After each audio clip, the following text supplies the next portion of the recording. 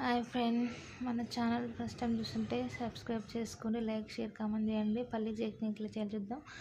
ఒక ప్యాన్లో ఆయిల్ వేసుకొని అందులో పచ్చిమిర్చి పల్లీలు వేయించుకొని పక్కన పెట్టండి. అందులో కరివేపాకు కొంచెం కొత్తిమీర వేసి ఫ్రై చేసుకొని పక్కన పెట్టుకోండి. ఫస్ట్ మిక్సీ జార్లో కొన్ని కొబ్బరి ముక్కలు కట్ చేసుకొని వేసుకొని అందులో కరివేపాకు కొత్తిమీర వేసుకొని పచ్చిమిర్చి పక్కన పెట్టుకున్నాం కదా వేయించుకొని అది పల్లీలు వేసుకొని అందులో కొద్దిగా జీలకర్ర, సాల్ట్, 2 వెల్లుల్లి పొట్టు తీసుకొని వేసుకోండి.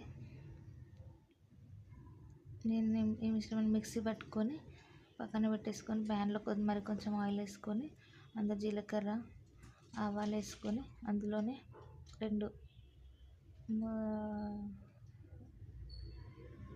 ఎండుమిర్చి వేసుకొని